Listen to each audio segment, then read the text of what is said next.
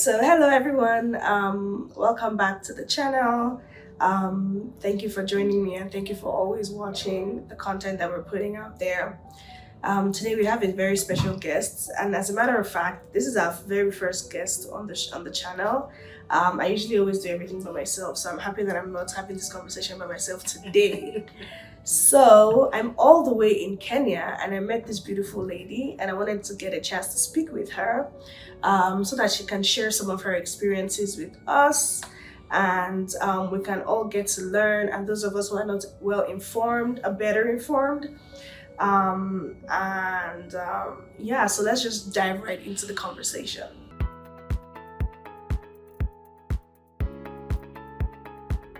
Okay. So hi. Hi. Thank you for coming. Thank you for Thank you for agreeing to do this. Again, you're actually the first person on this show. Is it a show? Is it a channel? I don't know. But yeah, so you're the first person, so I'm very excited about that. And I feel like the flow of the conversation is going to be different this time because it's not just me talking. So essentially, I heard your story.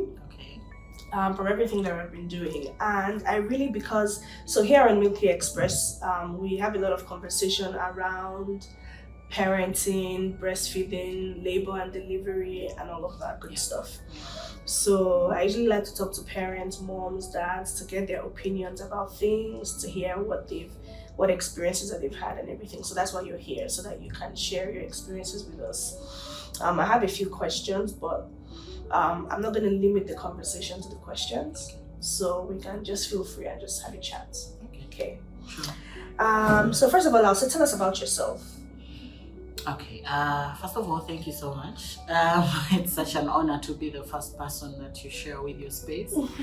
My name is Robina Davide, and I'm from Uganda, Kampala.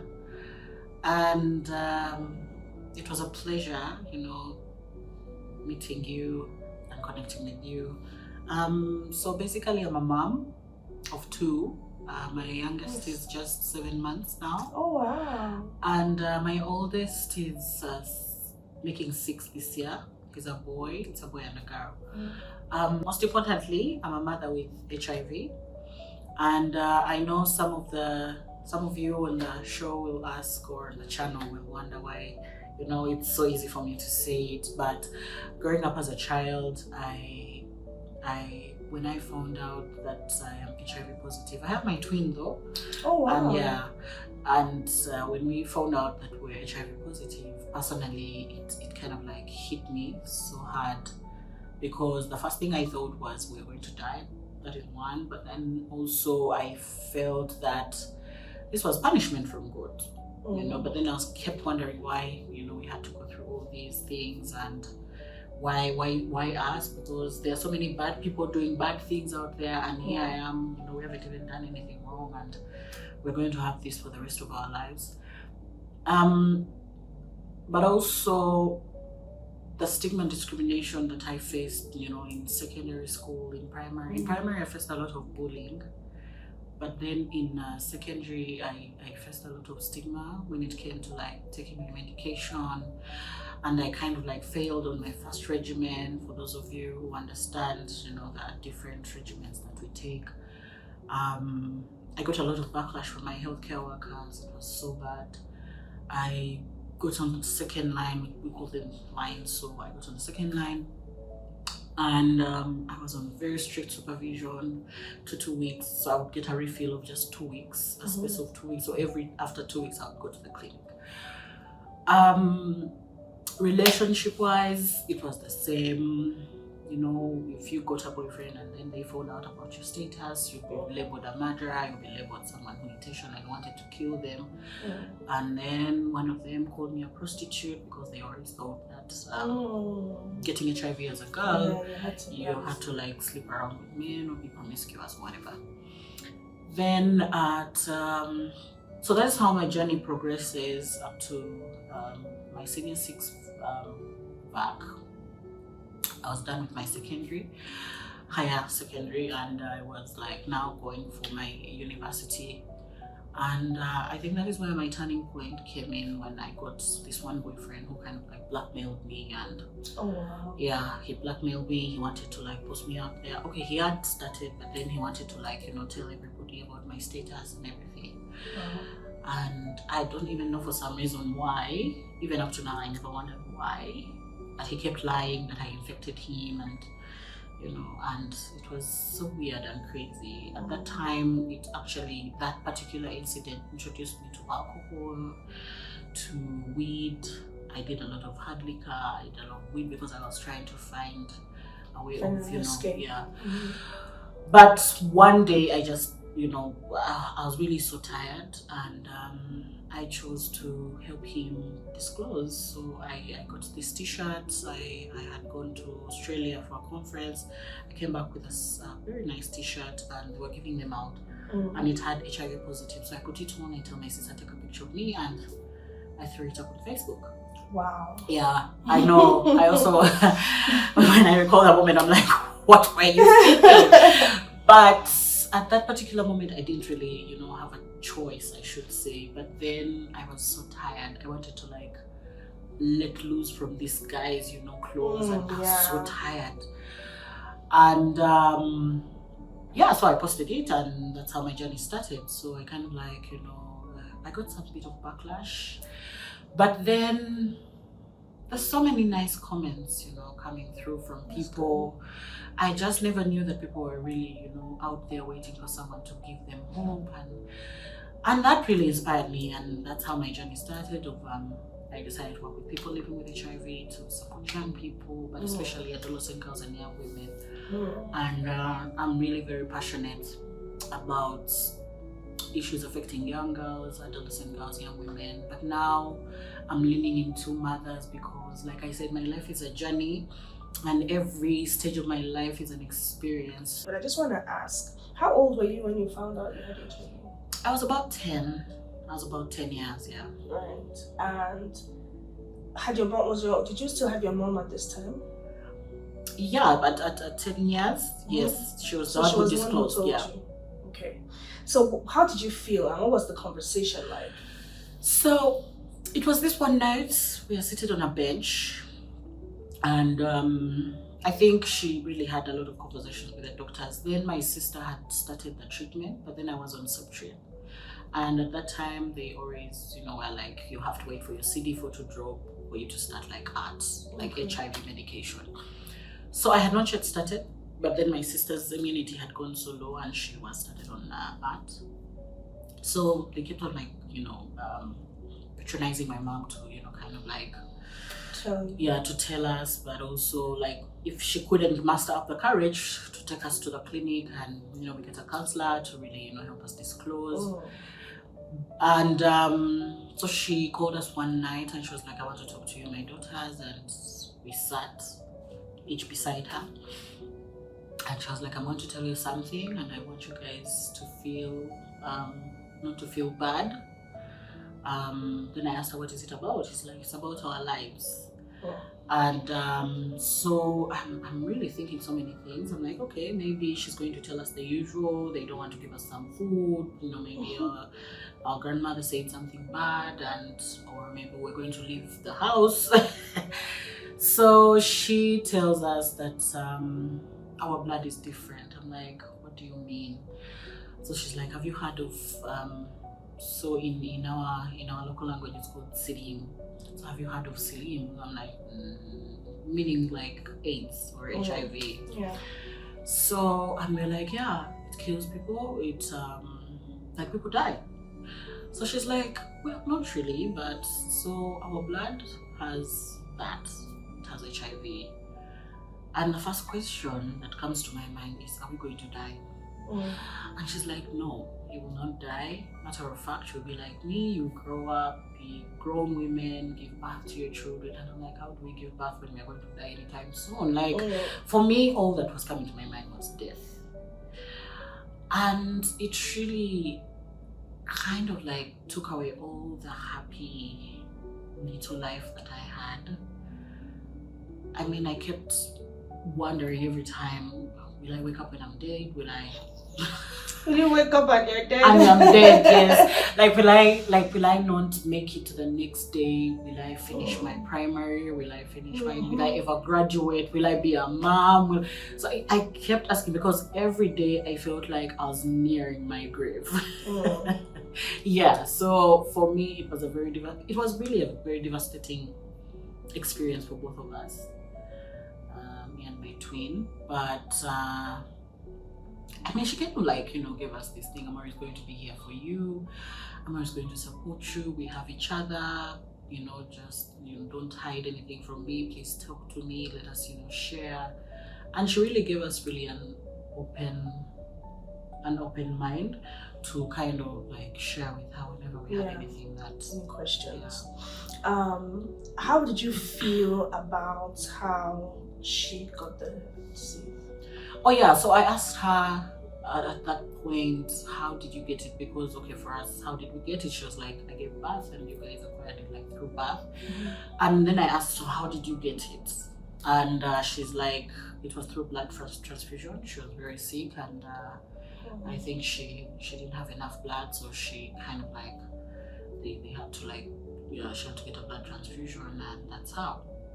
Because never in my life have I seen my mom with a man, and the only man I knew was my dad. Yeah, for the time I was a child, for the time I could remember, I have never seen my mom with a man. Yeah. So I'm sure that growing up, have you always wanted to be a mom? Yeah. Yes, I did.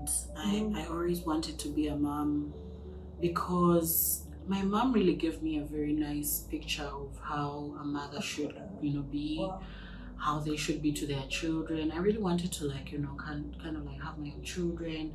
First of all, to see if I would ever have kids that look like me, have my characteristics.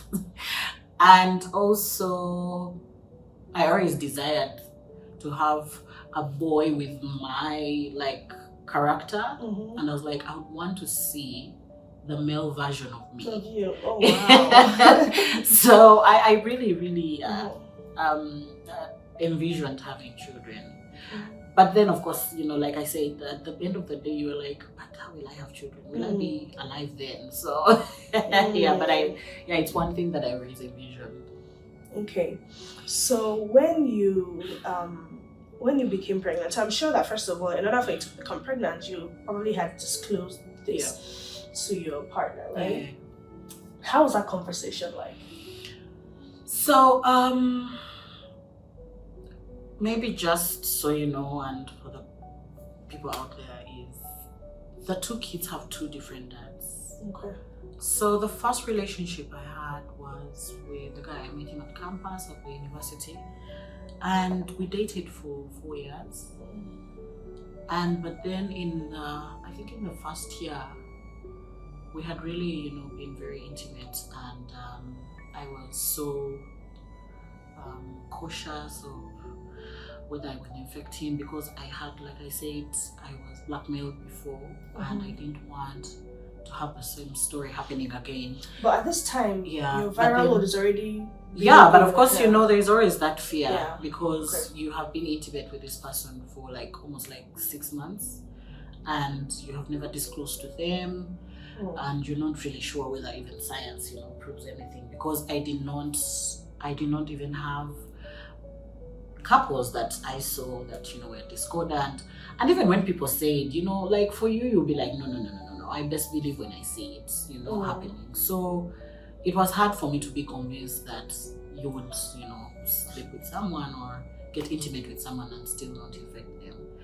So but here I am, I'm with my boyfriend, and disclosing to him, that's another story, but he could not believe it then at first. So we had to do a confirmatory test. Wow. We had to really go to the clinic and confirm and do tests, and because he wanted to just be sure. So he even called my best friend and asked her, and she told him yes, and he was like, no, I don't believe you guys.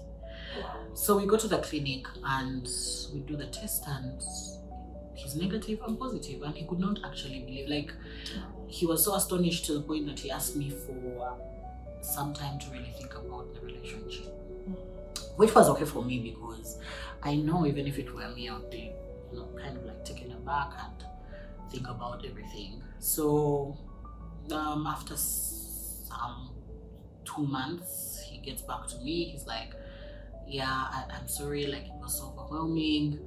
I mean, we could, do you want us to continue being together and all that? And it was really, really nice. And yeah.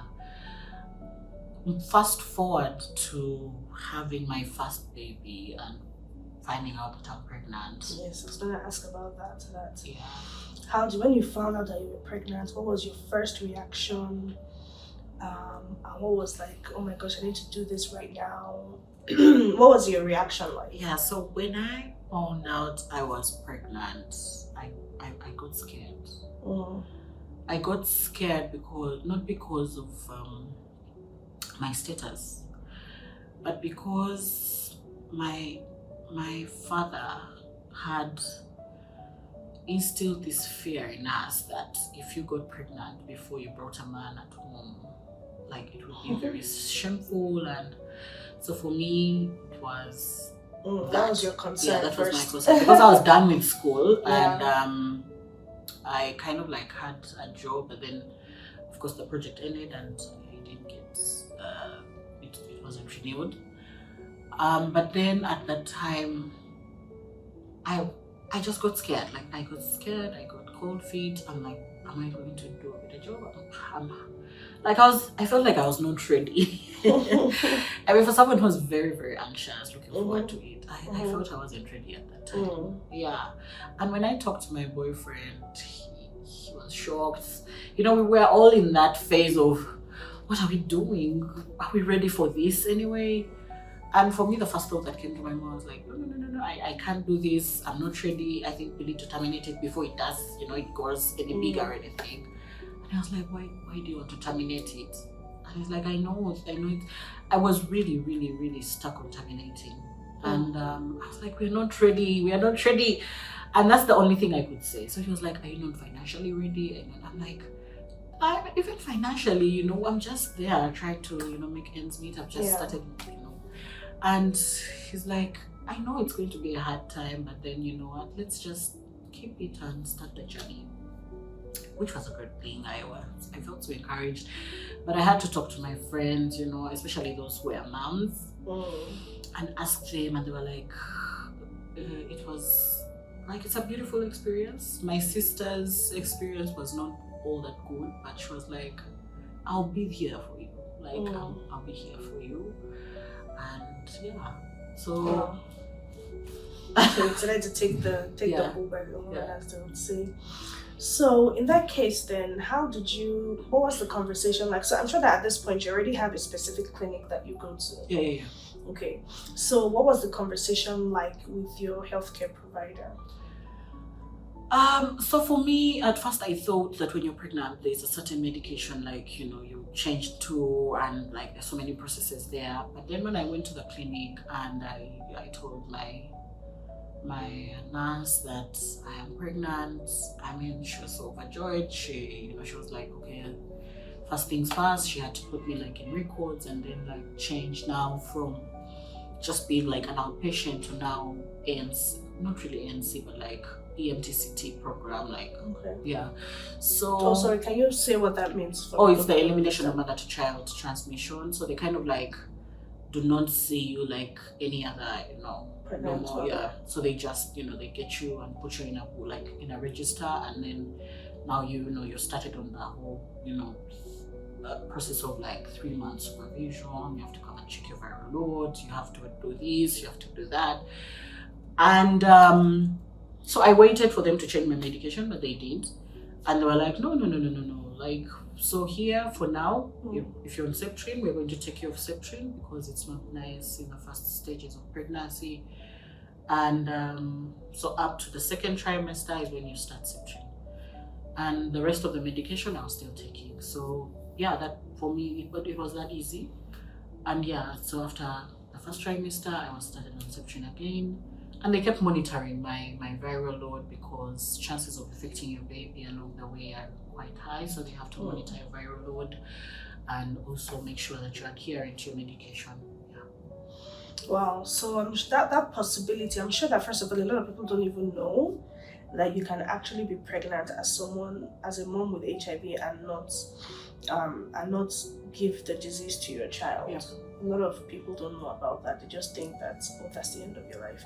So it's good to know that that's possible. So my next question would be, when your baby was born, was there anything that was specific that they had to do with your baby, maybe tests or medication or something immediately?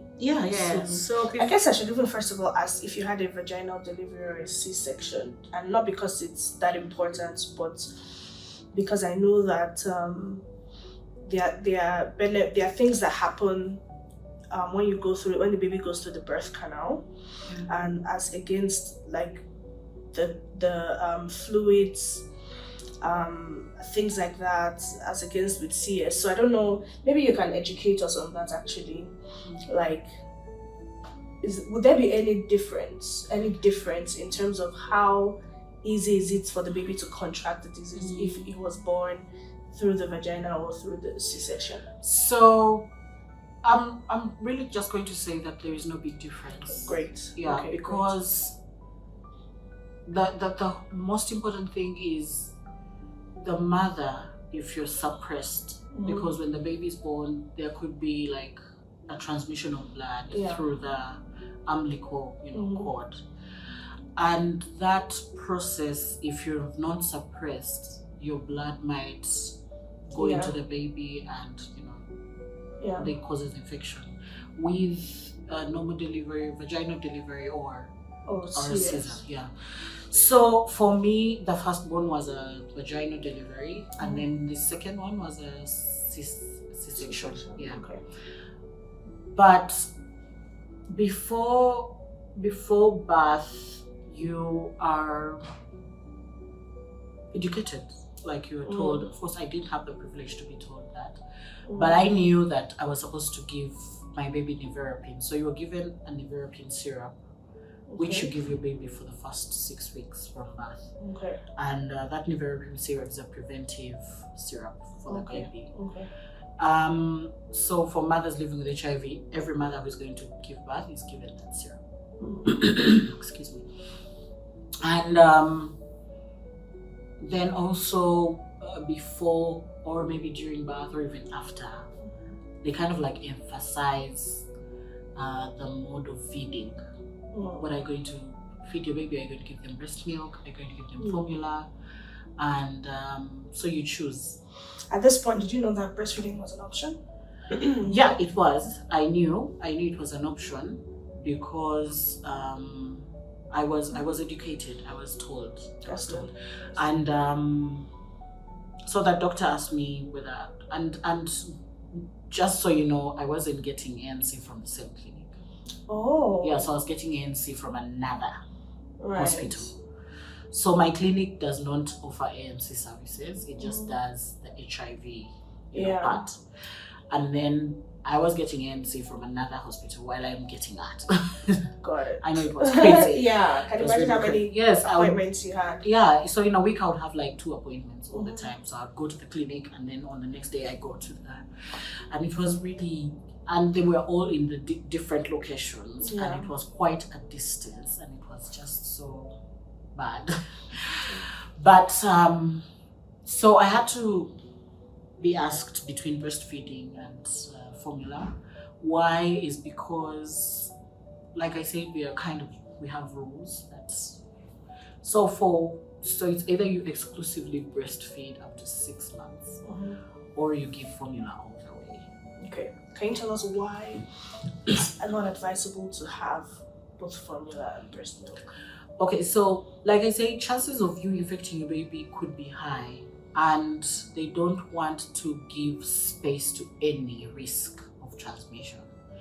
Now that is why they say that even to ensure that you have a normal delivery, like a safe delivery, not just vaginal, whether it's vaginal or Caesar. Yeah, to make sure there's no. They have to make sure that your viral load is suppressed, and for them to choose. Unless for mothers who have an unsuppressed viral load, that is when they can really opt for like Caesar, because the vaginal delivery takes a longer process, and within that there could be like a risk of transmission. Oh, I see. So for someone who doesn't have a low viral load, yeah, they would advise you to have a CS. Then they would. Okay, yeah. but now it's changed. But now they encourage women, and the medication we are taking is very optimal. It's within 3 months your viral load is suppressed. Oh, nice. So if you are determined right from the beginning of conception, by 9 months you'll be good to go.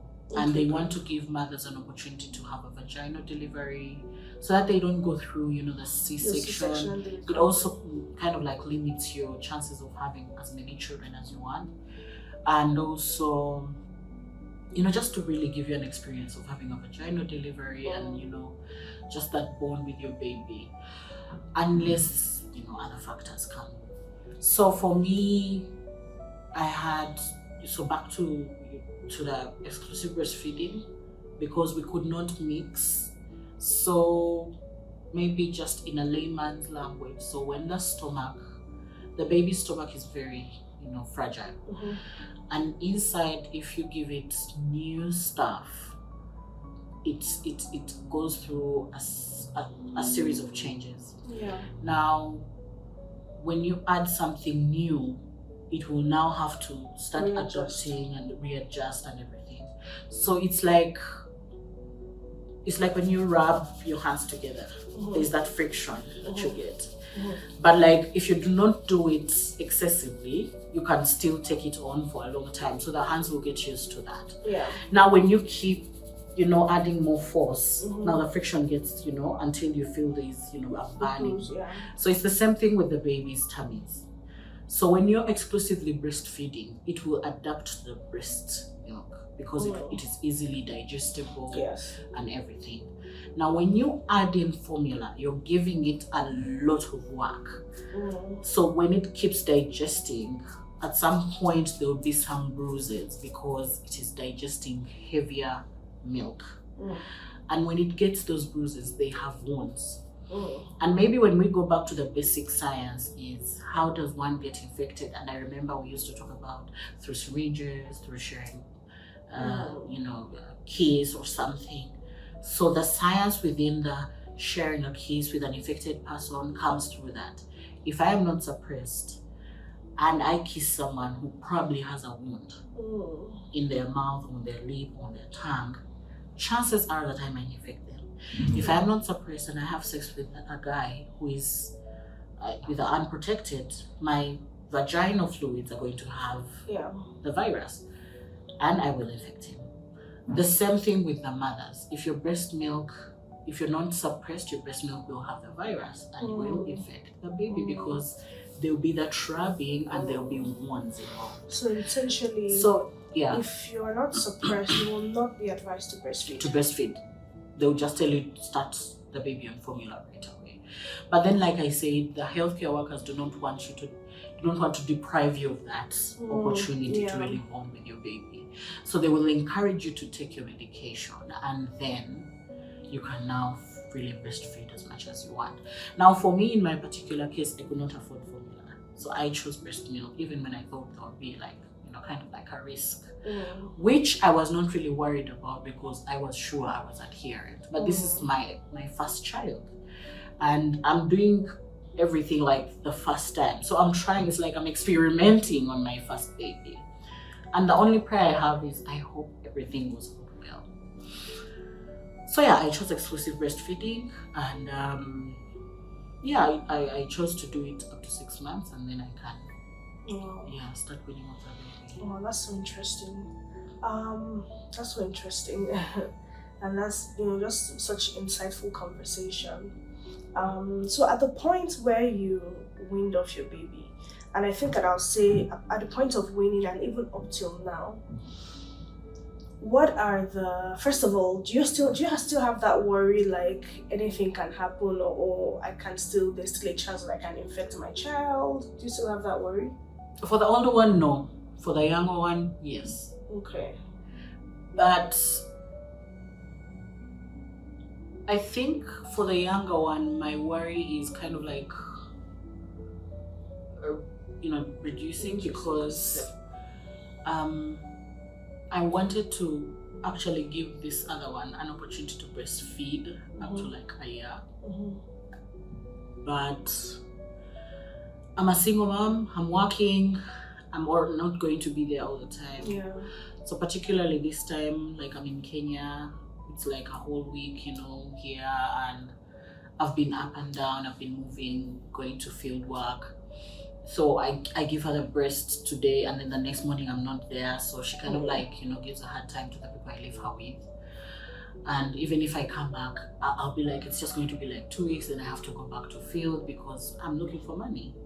So we just really sat with my sister because she's like my biggest supporter here, and we agreed that as much as I really want to, I think I should just not do it not because I don't want, but because I kind of give her this false hope. The breast is there, but then it's not there. So yeah. And she also kind of like disturbed. She fails to use the bottle because she thinks the breast is going to be there. So yeah, for me that's it. But so the worry is kind of like going because I'm no longer breastfeeding. But then until I wait for her next HIV test, I cannot be too sure. Like I just have to. It's so anxious. Like I'm anxiously waiting to see what are the results. How often do you need to take tests? So they can go for up to 4 tests. So the first test is done 6 weeks after birth because of that period from birth. She might have contracted, but then it's very negligible. You can actually not even get the result. You might still get an HIV negative because and so they do another kind of like test at 9 months, and then they do another one at 1.5 years. Then there are also those ones who go even up to 2 years. Yeah. But then when you stop breastfeeding, the tests reduce. Well, it would be the whole process, like in the algorithm of testing. Yeah. But for my son, I had opted to like mix, but then he just stopped breastfeeding on his own. He just didn't want. Once he started the bottle, and I had given him I would like mix, so during the day I give him the bottle, then in the night. But then he just stopped. He just stopped breastfeeding. Wow. Yeah. Okay. So I guess my second to last question would be, so what specific measures do you take with your children now to ensure that they don't contract the virus? So my older one is now a big boy, and for now, I just let him live his life, be a happy boy, and just ensure that he's among the right people. And when I'm leaving home, I know that the people I've left him with are, I can really trust them. And also for my baby, I just really ensure that I'm taking my medication well, because anything can happen. And like I said, for the part where I was breastfeeding, I had to really ensure that medication is timely. Oh, maybe just one more important thing is before they make 2 years, after 6 weeks, from 6 weeks onwards, 7 weeks onwards, up to 2 years, they are given Septrin. Okay. So you have to give them Septrin timely every day until they're like 2 years. So for as long as you want to breastfeed, you have to keep giving them Septrin until the doctor says, okay, now you should stop. Yeah. So so my baby's on Septrin right now, and I have to give it at the right time. So usually I give her the same time as me, because I don't want to forget. I usually forget when I don't. Yeah. So just to keep the adherence, strict, and when I take, I also give her like that. Wow. Okay, awesome. So I guess my last question to you would then be, what is your advice for mothers or people who are intending mothers Mm-hmm. who feel like they don't think that they can have children, or they don't think that they want to go through that process, or they're scared that they will infect their child, and so they don't even want to try, they don't even want to bother trying. What would your advice to them be? First and foremost, do not deny yourself the right to be happy. Do not deny yourself the right to be a mom. It's the best thing that can ever happen to you. Motherhood in general is hectic. It's a full-blown responsibility. But when it comes to mothers living with HIV, it is now on another level. But I really enjoy it because it has been a learning process for me. I've learned so many things as a mother living with HIV, but I've also enjoyed it, you know, just being there and you testify that I'm living with HIV, that I have 2 babies and, you know, they're HIV negative, they have grown to be very beautiful, they're going to school. Like, you do not deny yourself to also, you know, take up responsibility and be responsible for someone. And for me, the fact that I have a little human being growing inside of me is the best joy that I've ever had as a mom.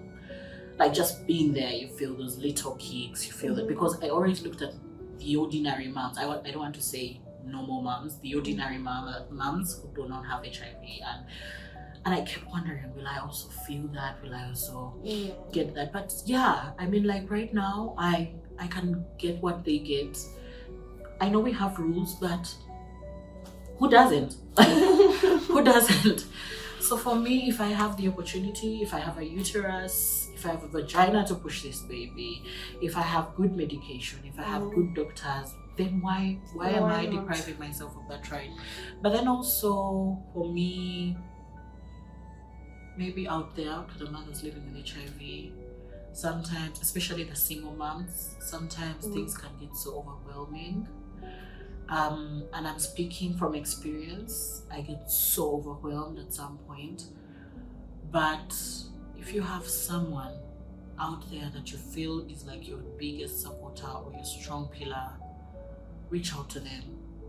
It might not take away everything, but it does some magic. Like, it kind of like it relieves to just have someone, you know, always, you know, tapping you and they're like, you're doing a great job, hang in there, everything is going to be okay. Please don't always, you know, keep everything to yourself.